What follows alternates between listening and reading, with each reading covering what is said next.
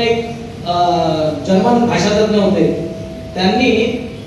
त्यांना पत्र लिहिलं गुरुदेव रवींद्रनाथ टागोरांनी, आणि त्यांनी सांगितलं त्यांना की जर तुम्हाला भारत जाणून घ्यायचं असेल तर तुम्हाला काय करावं लागेल, विवेकानंद वाचावा लागेल. जर विवेकानंद तुम्ही वाचला म्हणजे विवेकानंदांनी जे काय लिहून ठेवलं आहे, विवेकानंदांचं जे काय भाषण आहे, जे काय साहित्य आहे ते जर तुम्ही आत्मसात केलं तर तुम्हाला खरा भारत कळेल. मग आपण भारतीय आहोत, आपल्याला जर भारत कळून घ्यायचा असेल तर आपल्याला काय करावं लागेल, स्वामी विवेकानंदांचं साहित्य वाचावं लागेल, स्वामी विवेकानंदांबद्दल आपल्याला माहिती करून घ्यावी लागेल. मग आता आपल्याला स्वामीजींचं पूर्ण नावच माहिती नाही तर स्वामीजींचं कार्य कसं काय माहिती होईल? म्हणजे आपल्याला बरंच काम करावं लागेल. पण ते काम करत असताना आपल्याला स्वामीजींचं काय महत्व आहे ते आपण पहिल्यांदा इथे जाणून घेऊया.